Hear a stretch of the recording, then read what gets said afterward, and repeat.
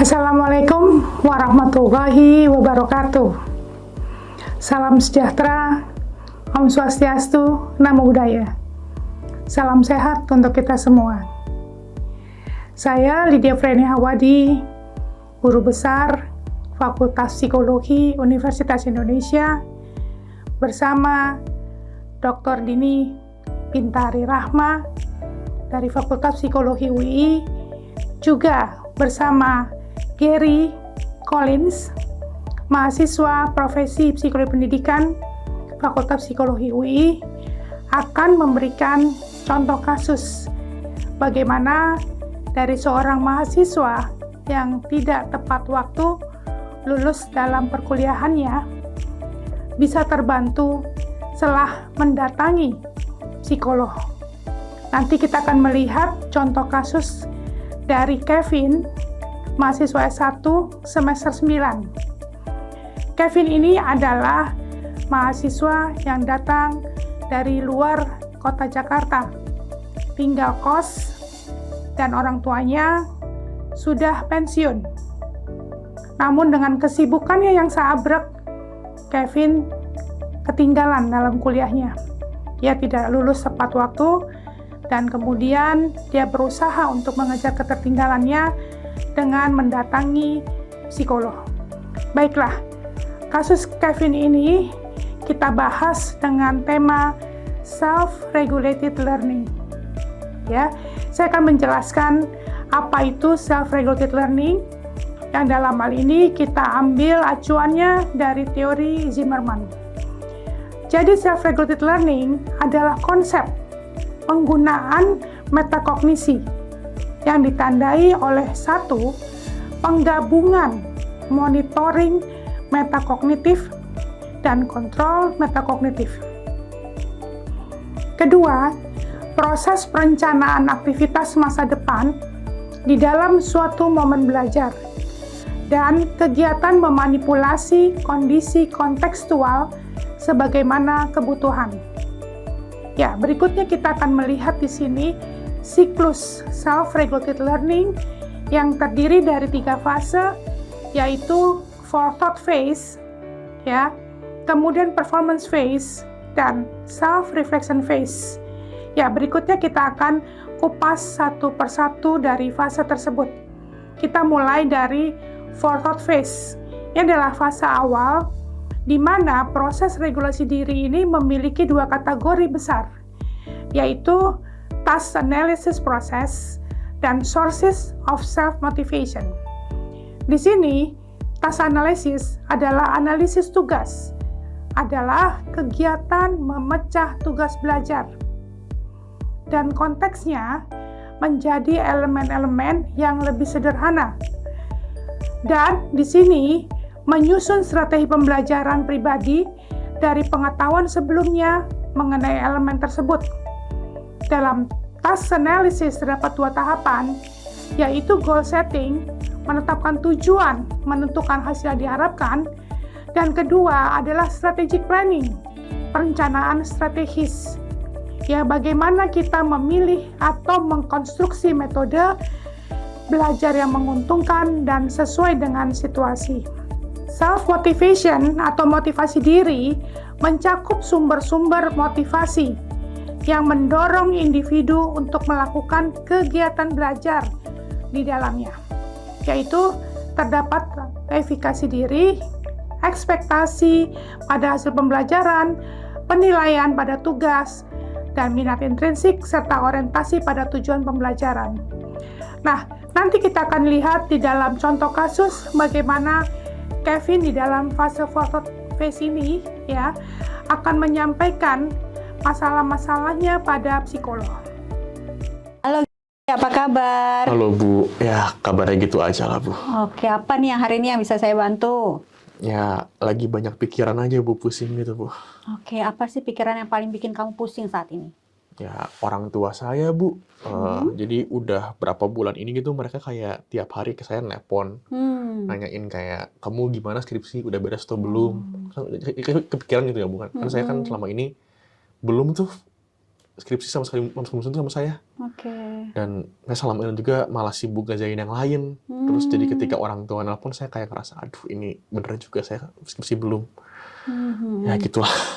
Oke, apa perasaan kamu saat itu ditanya? Ya nggak enak, iya ya Bu. Terus ngerasa bersalah juga, tapi juga kesel juga. Karena kan yang sebenarnya pengen kuliah di UI itu kan bukan saya gitu. Saya kan di sini, saya pengennya buat buka toko gitu. Tapi orang tua maksa saya buat di teknik aja kuliah. Ya, Oke. sebenarnya saya nggak mau. Oke, nah tapi kamu bilang tadi kamu sebenarnya punya waktu tapi kamu sibuk tidak bisa sempat mengerjakan skripsi. Apa sih kesibukan kamu sehari-hari? Ada beberapa sih Bu. Jadi saya tuh lagi sama komunitas cosplay. Oh, oke. Jadi kita Seru ya? ya seru Bu. Jadi kita kayak nanti acara tahun depan tuh ada Komifura gitu kan. Terus kita nanti di sana bakal kayak pakai kostum cosplay dan bakal bikin tema foto-foto gitu. Nah, saya di sana ngerancang juga tuh, saya ngerancang kostum sama saya juga lagi bikin buat konsep portofolio foto. Nah, terus yang kedua, saya juga lagi itu pertunjukan musik klasik di Depok nanti ada sama kelompok orkestra saya. Jadi saya di sana main biola dan udah lumayan tuh kita bulan-bulan depan bakal pertunjukan. Terus yang terakhir saya juga sekarang lagi bantu-bantu ngelesin anak SMA. Saya lagi bantu ngelesin bahasa Inggris buat anak SMA. Oke, semua kegiatan kamu menarik ya. Kamu juga hobi kamu dan juga bermanfaat buat kamu karena kamu dapat uang ya dari meleskan anak-anak SD ini ya. Nah, tapi kamu merasa dengan kesibukan ini sehari-hari kamu merencanakan nggak apa yang akan kamu lakukan pada hari itu? Ya, planning ya, Bu. Enggak sih. Kalau kayak diingetin ya saya datang gitu kan. Kayak, rapat gitu ya, udah rapat gitu. Atau kayak saya udah janji ke anak buat les hari Senin ya, udah saya Senin ke sana. Oke. Kalau planning sih ya jalanin aja nggak sih, Bu? Kayak hidup-hidup aja gitu lah. Mengalir aja gitu Iya, ya? mengalir aja. Oke, tapi kamu pernah nggak membuat planning ke depan? Apa sih tujuan kamu ke depan? Tujuan ke depan ya? Mhm. Nggak pernah sih tujuan ke depan. Oke. Nah, ini jadi bikin kamu sibuk, tapi hal yang harus kamu lakukan tidak selesai ya? Ya, lebih nggak? karena saya nggak mau buat ngerjain. Ya, rasanya malas aja gitu ngerjain tesis itu, Bu. Jadi kayak, istri saya jadi kayak mending ngerjain yang lain aja dibanding skripsi. Oke, mungkin karena itu belum menjadi tujuan kamu. Nah, mungkin nggak kalau kita coba menggunakan SMART goal, membuat tujuan ke depan sehingga sehari-hari kamu akan lebih terarah bagaimana caranya untuk melaksanakan tugas sehari-hari kamu dan juga melakukan hobi-hobi kamu secara bersamaan. Apa tuh Bu SMART goal? Oke, kita akan belajar sedikit ya tentang SMART goal. Ya, SMART goal ini ya adalah singkatan dari SMART. Ya, di SMART goal ini kita harus spesifik ya. Artinya kita harus tahu apa sih tujuan kita. Ya, kemudian measurable. Ya, di mana kita tahu mengukur diri dan mengukur waktu apakah ini mungkin atau tidak untuk dilakukan. Yang berikutnya juga harus attainable. Artinya ini bisa dicapai dengan waktu dan kemampuan yang kita miliki. Dan kemudian juga jangan lupa untuk kita memilih tujuan yang relevan. Artinya tujuannya sesuai dengan tujuan hidup kita yang lebih panjang dan relevan dengan hidup kamu, keluarga kamu, dan lain sebagainya. Terakhir ya, kamu perlu untuk time management atau time bound. Artinya kamu punya batas waktu untuk menyelesaikan apa yang harusnya kamu selesaikan. Nah, kita akan coba satu persatu ya. Oke. Nah, misalnya ya bagaimana kamu punya tujuan yang spesifik. Ya. Nah, tujuan kamu sekarang apa nih yang rasanya ada batasan waktu? Yang lagi ada batas waktu ya. Skripsi sih, orang tua saya udah bilang katanya udah pensiun kan. Dan kalau saya nggak lulus semester sekarang, nggak dibayarin lagi buat kuliah. Oke. Ya, coba kita lebih detail. Jadi kita bikin yang spesifik. Skripsi itu ada bab 1, bab 2, bab 3, bab 4, bab 5, dan ujiannya. Ya nggak? Ya, nah ini coba kita makin spesifikkan tujuan kamu, makin akan terarah kehidupan kamu. Itu spesifik. Yang kedua, ya kita lihat di sini ada measurable, artinya terukur. Ya, seberapa jauh tujuan kita itu dapat kita ukur ke depan, ya, dan bahwa Anda sudah mencapai itu. Nah, contohnya, saya ikut sidang mau bulan apa nih? Misalnya sekarang bulan Januari, berarti kira-kira kamu harus lulus di bulan Mei atau Juni. Ya, jadi kita harus punya measurable, kapan itu akan diselesaikan. Dan kemudian juga dari awal ya, bukan cuma tujuan sidang skripsi, tapi proposal skripsinya kapan dan lain sebagainya. Berikutnya adalah attainable. Ya, attainable ini adalah sesuatu yang bisa kita lakukan. Ya, kira-kira mungkin nggak kita melakukan langkah-langkah ini ke depannya? Ya, apakah tujuan itu dalam kendali saya dan juga apakah saya bisa melakukan itu dalam waktu dengan kemampuan saya.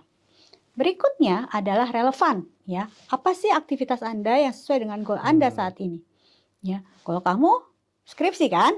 Ya enggak? Iya sih. Oke. Nah, kalau kamu ingin lulus di bulan Maret atau bulan Mei tahun 2023, ya, aktivitas apa yang kamu lakukan itu relevan dengan tujuan lulus tersebut. Nah, nanti kita akan lihat ya bagaimana sebenarnya tujuan hidup kamu. Yang terakhir ada time bound, ya. Kapan goal itu akan dicapai? Lulus bulan Mei. Pernah bayangin nggak bagaimana rasanya lulus? Ya. Nah, wisuda ya sama mama, sama papa, sama keluarga di bulan Mei atau Juni. Dan kemudian bisa bekerja nantinya, di mana kamu nanti bisa mendapatkan uang sendiri lebih daripada waktu kamu ngelesin anak-anak. Dan terakhir adalah tahun kapan kita akan kemudian bisa jadi kamu mau kuliah, kapan bekerja dan lain sebagainya. Nah, ini yang kita sebut sebagai SMART goal. Kayaknya ribet ya, Bu. Oke. Kamu merasa ribet ya? Kita coba dulu ya minggu depan. Kamu coba tulis di rumah dan nanti kita akan diskusikan lagi. Oke, Bu. Oke, terima kasih Kevin. Terima kasih, Bu. Hai, senang Halo, ketemu Bu. kamu lagi. Gimana nih? Sudah buat apa dengan SMART goal-nya? Saya udah coba bikin 3 goal nih, Bu. Oke, apa aja tuh? Jadi yang pertama itu adalah spesifiknya saya ingin bisa menyelesaikan pertunjukan musik sama kelompok musik saya. Oke. Seperti itu. Measurable-nya gimana? Karena ada 5 lagu yang itu harus perfect, nggak boleh salah. Achievable-nya gimana? Bisa, karena sebelumnya pun udah ada pengalaman latihan dan bisa kok kayak gitu. Relevannya kenapa? Karena kalau saya ngeberesin ini, maka buat kedepannya saya bisa berkarir di bidang musik yang saya suka. Wah, seru banget ya, sesuai hobi kamu. Dan time bound-nya 3-4 bulan sebelum pertunjukan dari sekarang. Oke, jadi 4 bulan lagi kamu akan pertunjukan. Itu yang pertama.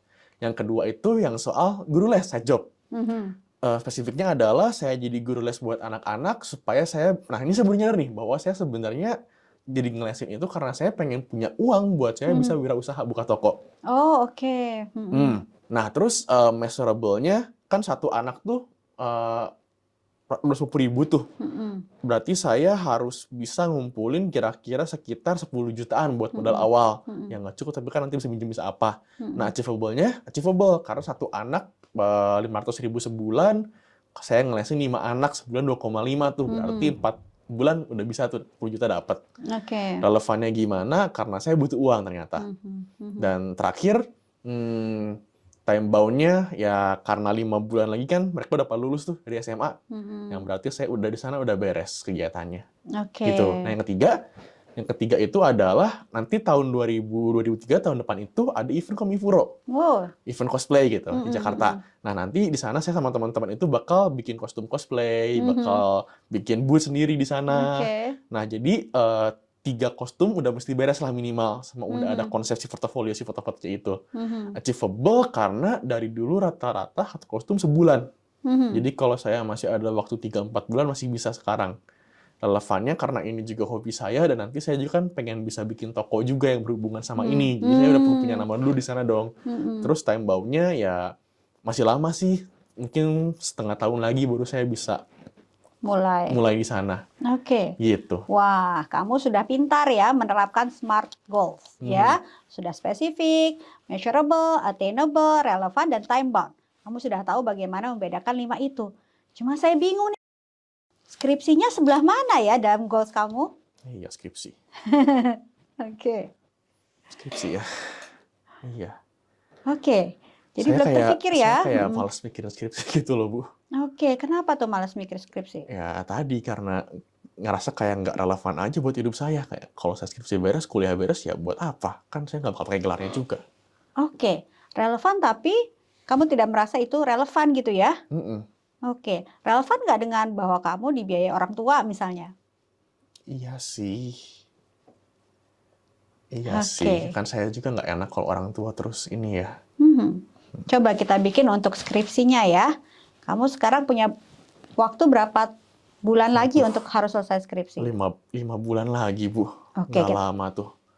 Terus sampai sekarang saya juga masih belum kontak dosen saya. Aduh, Padahal oke. udah setahun lebih dianggurin gitu kan.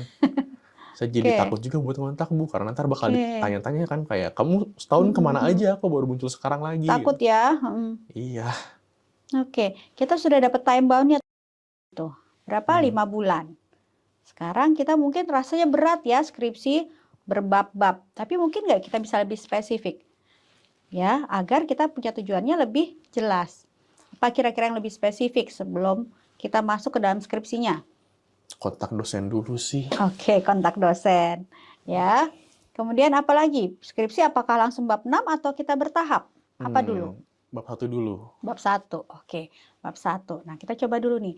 Kita coba bikin smart buat bab 1-nya dulu, ya. Dan menghubungi dosen. Nah, spesifik kan? Rasanya lebih ringan apa lebih sulit? Iya sih, kalau dipecah gitu jadi kayak ya udah cuma hubungi dosen gitu kan dibandingkan skripsi. Oke, kita coba ya. Spesifik pertama menghubungi dosen dan bab 1. Ya, itu spesifiknya. Measurable, kira-kira mungkin nggak dilakukan? Mungkin ya, measurable-nya mungkin sih, Bu. Pasti mungkin dong. Masa nggak mungkin? Oke. Attainable nggak rasanya bisa nggak melakukan itu dalam beberapa bulan? Harusnya bisa sih. Oke. Nah, kemudian apakah itu relevan? Tadi kita sudah bahas dan time bound. Tadi 5 bulan untuk seluruh skripsi. Kalau buat bab 1, kira-kira time bound-nya apa? 3 bulan, kelamaan ya? Sebulan gitu? Oke, ya misalnya sebulan ini menghubungi dosen dan menyelesaikan bab 1. Kira-kira itu mungkin dilakukan? Kayaknya mungkin. Oke, ya. Kita punya SMART goal yang satu ini dulu untuk dalam sebulan ini. Nah, nanti kita akan belajar bagaimana kita bisa mengatur waktu kita agar bisa melakukan itu semua. Itu juga sih, Bu. Rasanya kayak kalau dibikin kayak gini ya emang banyak terarah gitu kan. Kayak ada tujuannya apa. Tapi kok malah jadi kayak kebanyakan kegiatan ya. Oh, gitu Kayak, ya. jadi saya mesti ngelakuin apa nih kalau kayak gitu. Kan Nah. selama ini kan saya kayak ya udah kalau ada kegiatan ikutin aja.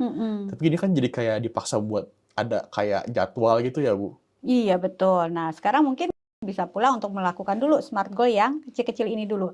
Nanti kita akan belajar lagi tentang bagaimana memanage waktu untuk menyelesaikan itu semua. Gimana? Setuju nggak? Boleh deh, coba dulu deh. Oke, terima kasih. Nanti kita ketemu lagi ya buat kamu belajar bagaimana memanage waktu dengan cara yang tepat sehingga apa yang tujuan kamu yang kamu telah tetapkan tadi bisa tercapai dengan waktu yang kamu harapkan. Oke? Oke deh. Oke. Sampai ketemu. Ketemu, Ibu. Ya, selanjutnya kita beranjak pada fase kedua. Tadi saudara telah melihat bagaimana Kevin telah melihat dirinya ya, hal-hal apa yang menjadi masalah-masalahnya. Ya, dia telah melakukan analisis, kemudian juga melakukan apakah telah dilakukan goal setting, bagaimana dia memotivasi diri dia ya supaya dia bisa sukses nantinya sebagai mahasiswa yang bisa berhasil mengatasi tugas akhirnya ya. Nah, berikutnya ini adalah performance phase, yaitu fase yang terjadi selama proses kegiatan belajar. Self-control adalah hal pertama yang terjadi di sini. Bagaimana kita melakukan kendali pada proses belajar lewat manipulasi strategi dan metode belajar. Jadi termasuk di sini adalah bagaimana kalian bisa memberikan instruksi pada diri sendiri. Bagaimana kalian bisa mengatur strategi tugas. Bagaimana kalian bisa membayangkan hasil. Bagaimana kalian bisa memanajemen waktu.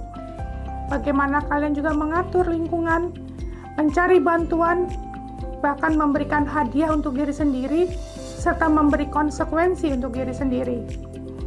Nah, setelah kita mengetahui self-control atau kendali diri, di dalam performance phase ini ada juga namanya self-observation atau observasi diri, yaitu memonitor strategi yang tengah dilakukan dengan tujuan melakukan penyesuaian untuk mengendalikan performa.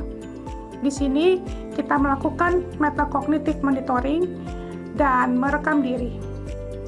Ya, baik, kita akan lihat bagaimana Kevin di dalam fase performance ini. Metode apa, strategi apakah yang dilakukan Kevin untuk keluar dari permasalahannya?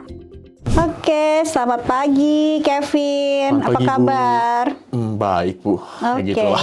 ya gitulah. Oke. Nah, kemarin kan kita sudah bahas tentang SMART goals, ya. Nah, kemarin saya udah janji ya sama Kevin untuk membahas tentang bagaimana memanage waktu agar goals tersebut bisa tercapai. Oke. Nah, ini ada yang namanya Coffee Time Management. Di Coffee Time Management Matrix ini kita belajar tentang ya rangka kerja ya yang digunakan untuk memprioritaskan berbagai aktivitas kita. Ya, kita punya waktu yang terbatas dan tugas yang begitu banyak. Nah, bagaimana kita kemudian memprioritaskan hal tersebut sehingga bisa efisien dan produktivitas kita tetap terjaga. Apa yang menjadi tujuan kita jadi bisa tercapai. Nah, ini dilihat dengan matriks ini. Oke, Kevin, ya ada kegiatan-kegiatan yang kita bagi menjadi 4 kuadran. Ada yang penting dan tidak penting. Kita bagi lagi menjadi mendesak dan tidak mendesak. Kamu bisa lihat di sini di kuadran 1 ya ada kegiatan yang sifatnya krisis atau sangat mendesak ya atau masalah-masalah yang membuat kita tertekan karena adanya batas waktu. Ya, itu penting dan mendesak. Di kuadran 2 ada kegiatan yang penting tapi tidak mendesak. Nah, kegiatan ini misalnya kita berteman, kemudian mencari berbagai kesempatan yang baru ya, kemudian juga masalah atau kegiatan yang punya waktu yang cukup panjang untuk diselesaikan. Nah, ini kuadran 1 dan 2. Berikutnya kuadran 3 dan 4. Kegiatan-kegiatan tersebut tidak penting ya, tapi mendesak. Ya, misalnya kegiatan-kegiatan yang bersifat membalas email ya, atau kegiatan-kegiatan yang bikin kamu beken gitu ya, yang seru-seru deh gitu ya. Nah, itu popular activities. Nah, juga masalah-masalah yang rasanya harus diselesaikan saat ini meskipun tidak terlalu penting. Di kuadran terakhir ada kegiatan-kegiatan yang tidak penting dan tidak mendesak. Nah, kita lihat satu persatu ya. Di kegiatan pertama atau kuadran pertama ya, ada yang penting dan mendesak. Kalau kamu misalnya krisis yang terjadi adalah harus selesai skripsi.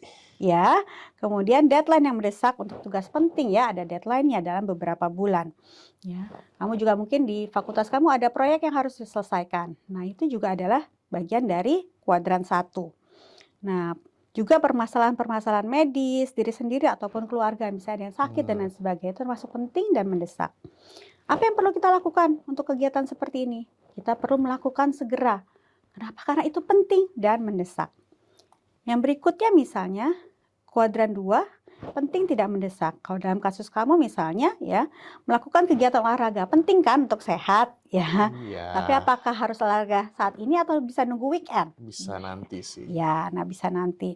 Nah, itu penting dan tidak mendesak ya. Juga perlu melakukan kegiatan yang tenggat waktunya masih lama ya. Tadi misalnya kamu ingin buka toko gitu ya, penting buat hidup kamu ya, tapi tidak mendesak saat ini untuk dilakukan ya. Kemudian membangun relasi ya, reuni teman-teman, ngumpul sama teman-teman cosplay ya, itu tidak penting ya, penting tapi tidak mendesak ya. Dan kemudian melakukan relaksasi ya, dan juga kalau tadi ya komunitas kamu ya, itu hal-hal yang menyenangkan ya.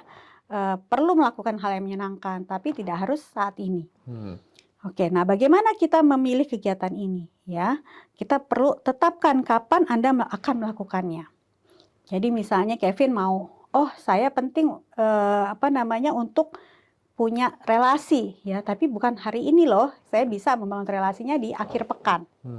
Nah, itu penting tapi tidak mendesak ya. Berikutnya adalah kuadran 3 ya. Kalau dalam kasus Kevin misalnya ya, diajak teman nongkrong. Nah, ini sering ya. Ya, ini tidak penting ya, tapi rasanya mendesak. Ayo dong, cepetan sekarang ngumpul nih. Kita lagi ngumpul. Ya, suka tergoda nggak untuk melakukan itu? Ya, karena diajak sih. Diajak ditraktir lagi ya. Jadi rasanya mendesak.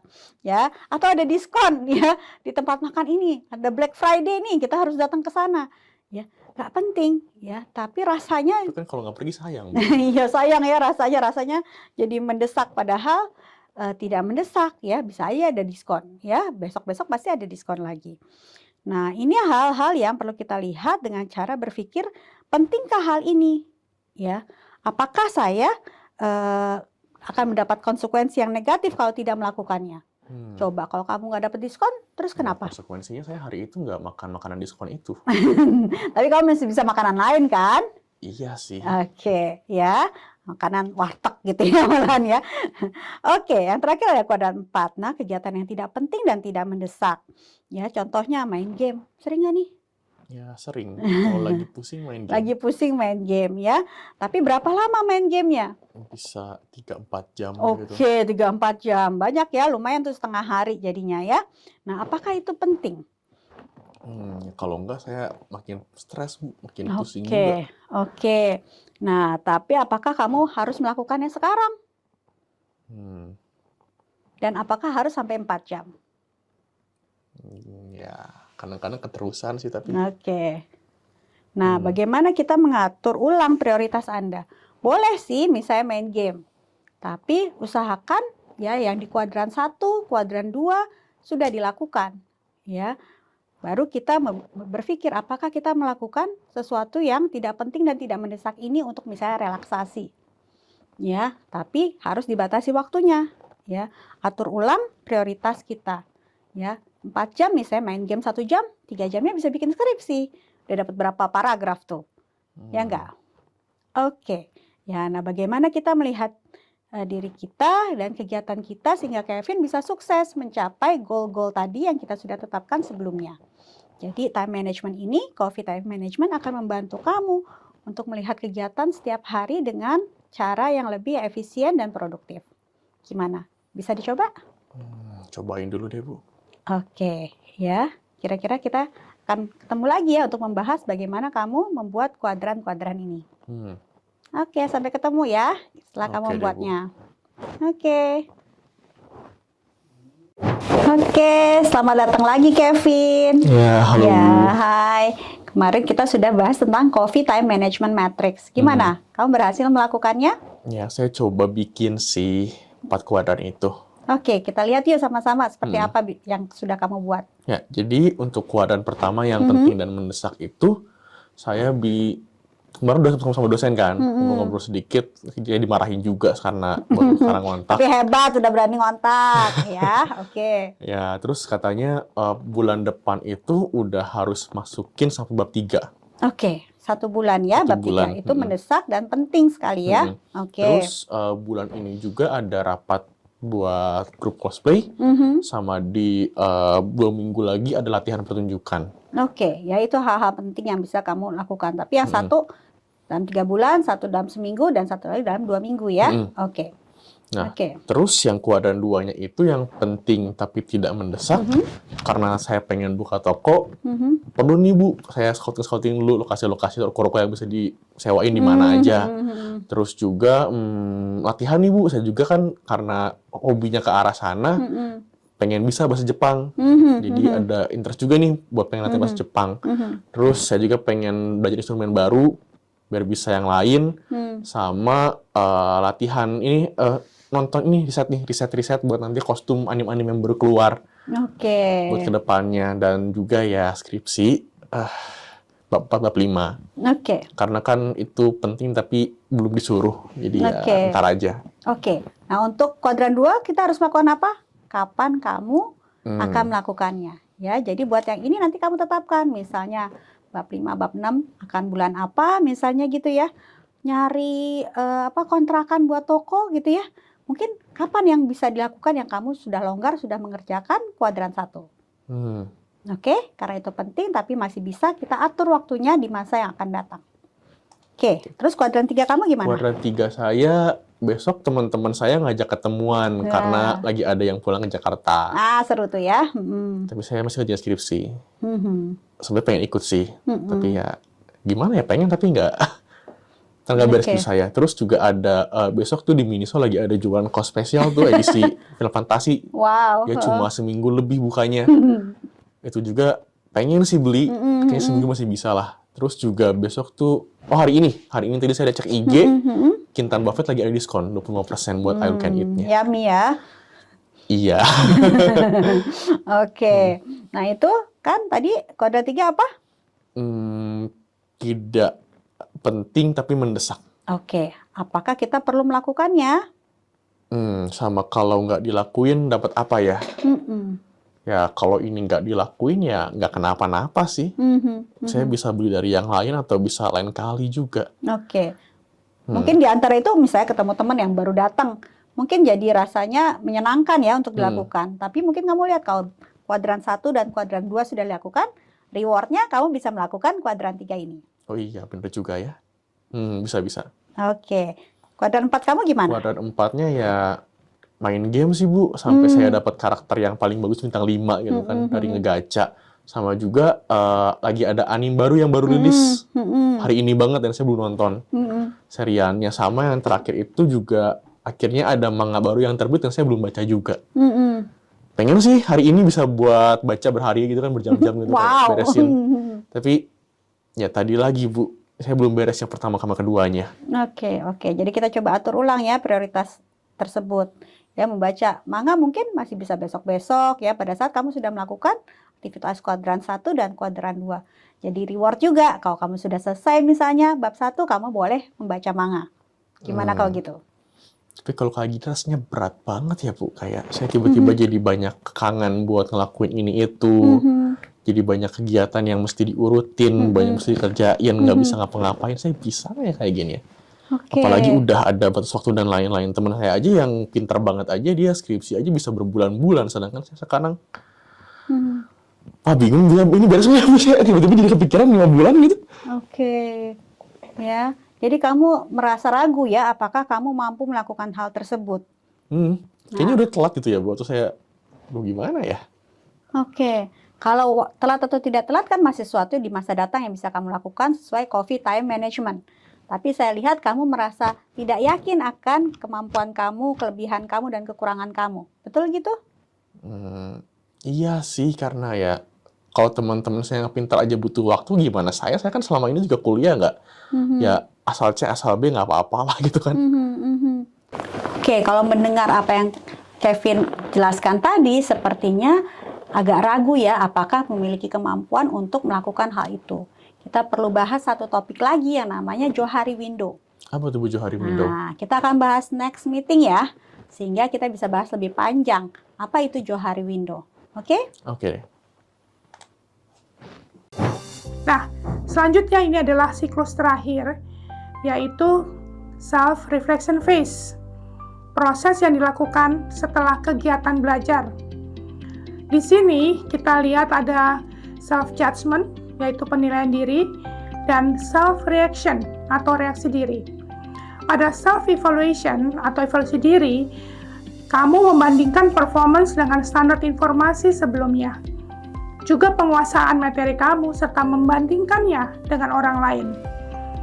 Nah, di dalam penilaian diri ini termasuk adalah atribusi kausal. Bagaimana penilaian diri kamu mengenai kemampuan dan upaya yang sudah dilakukan berdasarkan evaluasi diri yang sudah dilakukan. Dan akhirnya adalah self-reaction atau reaksi diri. Di sini self-satisfaction, kepuasan diri termasuk reaksi kognitif ya, dan afektif pada penilaian diri. Juga termasuk di sini apakah bagaimana keputusan yang diambil itu apakah bersifat adaptif atau defensif. Kalau keputusan kamu bersifat adaptif, artinya keinginan untuk belajar lebih lanjut dengan menggunakan strategi atau memodifikasi. Sedangkan kalau kamu mengambil keputusan yang defensif, kamu akan menghindari pembelajaran lebih lanjut untuk menghindari dari ketidakpuasan dan efek aversif lainnya. Baiklah, selanjutnya ini adalah fase terakhir. Kita lihat bagaimana Kevin di dalam merefleksikan dirinya. Apakah dia akan mengambil keputusan yang defensif atau adaptif? Selamat menyaksikan. Oke, selamat siang Kevin. Ya, siang, Bu. Aduh, pakai baju merah nih, semangat ya. Ada gini sih, Bu. Oke, hari ini kita seperti janji kemarin kita akan bahas tentang Johari Windows. Ya, ini bukan sembarang jendela gitu ya, tapi jendela Johari ya yang dibuat oleh Johari ya, 2 orang ya. Nah, apa sih Johari Window itu? Ya, pertama ini adalah metode untuk kita mengevaluasi diri sehingga kita mengenal diri kita dengan lebih baik. Kadang-kadang kayak kamu kemarin ya, ragu nih apakah kamu benar bisa melakukannya atau tidak. Ya, bisa jadi kamu kurang paham apa sih kelebihan dan kekurangan kamu. Ya, juga bagaimana kita berinteraksi di lingkungan, seberapa misalnya teman-teman kita mengenal kita dan memahami kita. Nah, Johari Window ini diisi dengan kata-kata tentang sikap atau kelebihan kekurangan kamu atau keterampilan kamu yang rasanya kamu miliki. Ya, nah ada 4 kuadran juga nih ya. Ada hal-hal yang kita ketahui terhadap diri kita sendiri dan diketahui oleh teman-teman kita. Ya, sesuatu yang kamu tampilkan di luar dan teman-teman kamu mengakui juga bahwa kamu memiliki dan melakukan hal tersebut. Yang kedua adalah diketahui teman-teman, tapi kita sendiri tidak tahu, ya. Nah, ini adalah bagian yang kemudian kadang-kadang membuat kita, oh, kata teman-teman saya begini, tapi ternyata tidak demikian gitu ya. Ternyata ada yang membuat kita merasa, oh, kamu kok menilai saya seperti itu. Ya, saya sendiri tidak melihat diri saya seperti itu. Oke, ada 4 kuadran. Pertama yang kita ketahui dan diketahui orang lain. Yang kedua adalah tidak diketahui oleh diri kita, tapi diketahui oleh teman-teman. Yang ketiga adalah yang tidak diketahui orang lain, tapi kita tahu. Ya, yang keempat adalah yang kita nggak tahu, teman-teman nggak tahu. Apa nih nama-namanya? Kita lihat satu persatu ya. Yang pertama yang kita tahu dan orang lain tahu. Disebutnya daerah arena atau open. Ya, kita terbuka terhadap teman-teman tentang hal itu ya, dan kita sendiri tahu ya bahwa kita seperti itu. Jadi ini bagian dari kepribadian yang kita ketahui dan orang lain juga tahu, ya. Nah, kita tidak berusaha menyembunyikan hal tersebut karena kita mengakui itu bagian dari diri kita, ya, sehingga kita kemudian terbuka tentang hal itu. Itu namanya arena. Ya, yang kedua adalah vacate atau hidden, ya. Area yang diketahui oleh seseorang tapi tidak diketahui oleh orang lain.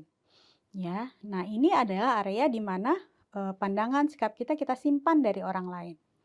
Yang berikutnya adalah blind spot, ya, diketahui orang lain tapi kita nggak lihat. Orang-orang merasa begitu tapi kita tidak merasa demikian. Nah, untuk bisa tahu kita harus tanya sama teman, seperti apa sih mereka memandang diri kita. Yang terakhir, unknown, ya, kita nggak tahu, teman-teman nggak tahu. Bisa jadi itu ada di dalam bawah sadar kita, ya, sehingga itu tidak kita ketahui dan tidak diketahui oleh teman-teman. Nah, 4 kuadran ini bisa kamu isi dengan kata-kata sifat ini. Ya, ada able, accepted dan lain sebagainya. Dilihat di daftar ini atau berbagai kemampuan yang Kevin miliki, ya, kelebihan atau keterampilan yang bisa pernah dilakukan, ya, yang bisa jadi diketahui oleh teman-teman, ya, dan Kevin belum tahu. Nah, Johari Window ini akan lebih mudah kamu lakukan di rumah dan kemudian bisa tanya sama teman-teman, teman cosplay, teman musik, ya, atau teman-teman kuliah tentang seperti apa sih diri kamu. Gimana cara tanyanya, Bu? Tanya aja, kamu punya masukan nggak ya tentang diri saya, menurut kamu, Kevin ini seperti apa sih? Aduh, saya nanya gitu malu juga ya, Bu. Gimana ininya? Coba mungkin pilih 1-2 teman kamu yang rasanya kamu cukup dekat. Ya, teman-teman yang jujur sama kamu, yang juga suportif. Ada kan 1-2 teman yang seperti itu? Oke, bisa juga nanya sama ibu, ya, sama ayah atau sama kakak adik, ya. Di dalam keluarga juga bisa bertanya seperti itu. Oke, sehingga kamu bisa mengumpulkan apa-apa saja sih yang ada dalam diri kamu, sehingga kamu bisa punya kekuatan untuk menjalani yang kita sudah rencanakan, goal kamu dan time management kamu dengan baik.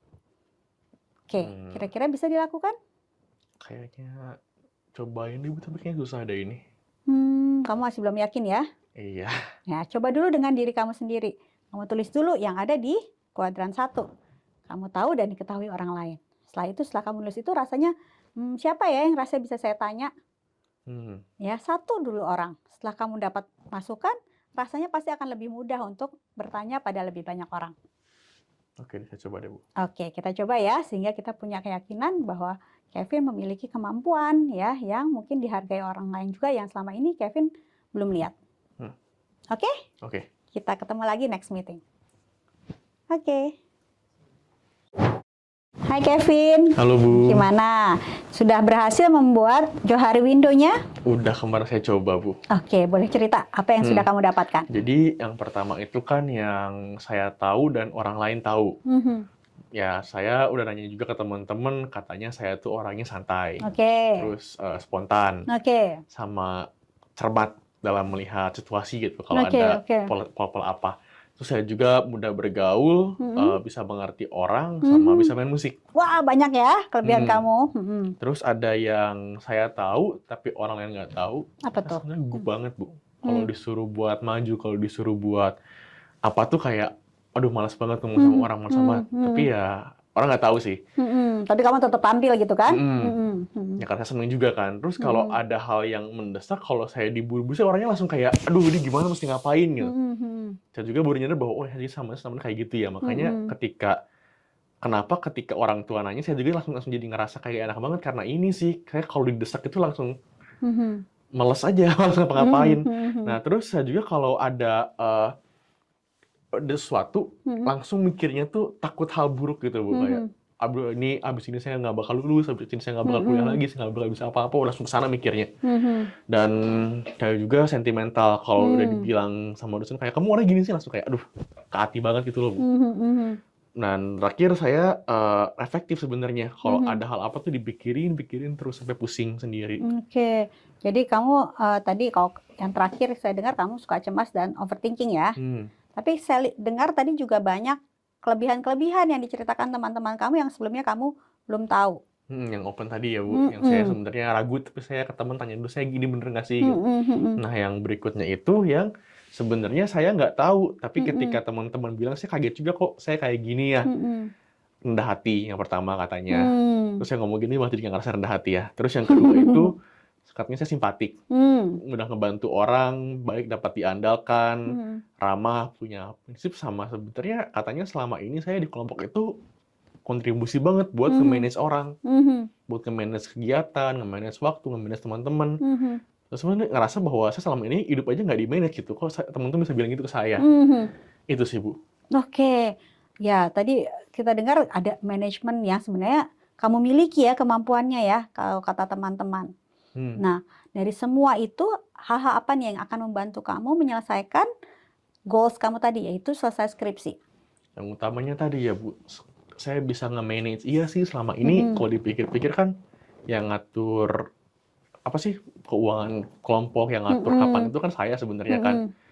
Karena saya seneng aja sih.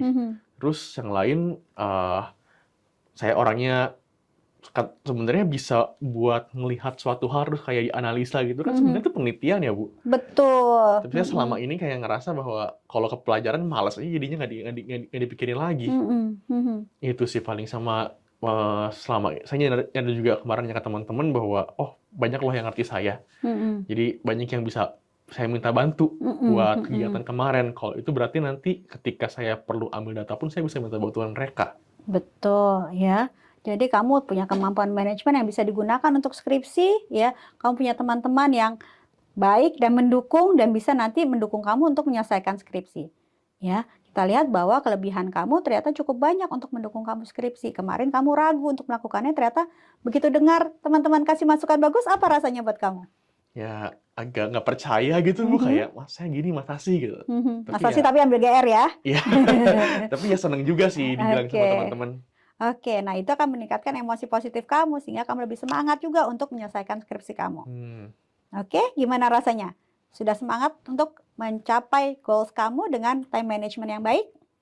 Semangat lah, bisa lah Bu. Oke, kita bisa ya. Kita coba sebulan ini untuk menyelesaikan dulu bab 1 kamu sampai selesai.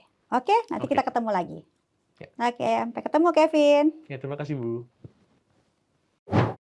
Oke, selamat pagi Kevin. Ya, pagi Bu. Kamu kayaknya lebih cerah sekarang nih. Iya. Oke, apa yang sudah terjadi sebulan ini? Boleh cerita? Ya, saya akhirnya bimbingan rutin sih. Terus ya dimarah-marahin tetap sih, tapi ya saya tahu kan tadi kayak saya orangnya sering ngambil hati, sebenarnya nggak usah juga. Jadi ya hantem aja lah, nggak apa-apa gitu sama dosen.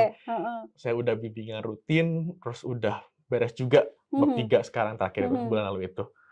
Itu sih Bu paling kalau yang kuliah. Wah, seru ya. Jadi skripsi kamu sudah sampai mana? Bab Udah 3. bab 3 sekarang. Wah, lebih daripada target kita ya. Hmm. Waktu itu kan target kita sampai bab 1 ya, sebulan. Ternyata kamu sudah bisa sampai bab 3 ya. Jadi rasanya gimana nih sudah achieve sampai bab 3? Buat kamu apa rasanya? Rasanya ya seneng aja dan nggak nyangka gitu bisa sampai sini.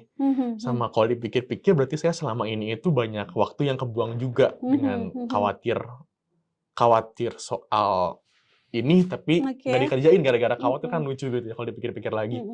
Sama ya selama ini juga saya banyak ragu, ternyata saya bisa juga kalau dilakuin.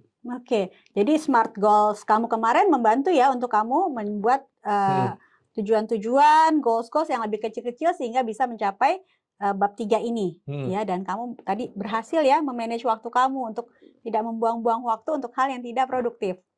Betul ya? Nah, itu kesuksesan luar biasa. Buat kamu sendiri, ke depannya akan bagaimana nih? Kedepannya ya saya bakal coba lagi buat bikin yang kayak kemarin SMART goal-nya buat kalau saya ada proyek apa pakai SMART goal buat dimasukin lagi. Terus kalau saya udah mulai ngerasa kayak banyak kegiatan yang udah mulai kewalahan, saya pakai time management lagi buat lihat mana yang penting, mana yang nggak penting. Satu Gitu lagi, sih. kalau Satu kamu lagi ya, merasa down, apa yang bisa dilakukan? kalau lagi saya down, saya coba tanya ke teman-teman kayak apa sih dari diri saya yang bisa ngebantu di sini menurut teman-teman saya gimana sih orangnya. Dari sana saya dapat semangat juga. Kalau nggak dapat kritikan juga, saya sebenarnya kurangnya apa atau lebihnya di mana gitu sih. Sehingga kamu bisa terus maju ya, karena mendapat masukan dari orang-orang dan kamu terbuka untuk mendapatkan masukan itu. Oke, jadi selama beberapa pertemuan kita, sesi kita, kira-kira ke depan kamu lebih optimis nggak untuk mencapai cita-cita kamu? Lebih optimis sih, meskipun ya memang kuliah ini bukan yang saya pengen, tapi kan karena kewajiban juga dan harus juga, dan saya punya goal lain setelah ini ya, ini mesti diberesin juga. Oke, senang bisa mendengar ini dari kamu, Kevin, ya sehingga kamu bisa sukses ke depannya, ya, dan sesi kita mungkin cukup sampai di sini, sampai nanti kamu rasanya pengen datang ke sini untuk menjelaskan kesuksesan kamu ke depan. Oke? Oke deh, Bu. Mungkin begitu selesai skripsinya dan kamu sudah sidang. Oke? Kita ketemu lagi nanti. Sampai Ya, terima ketemu. kasih banyak, Ibu. Ya, sama-sama. Terima kasih, Terima kasih. Kevin.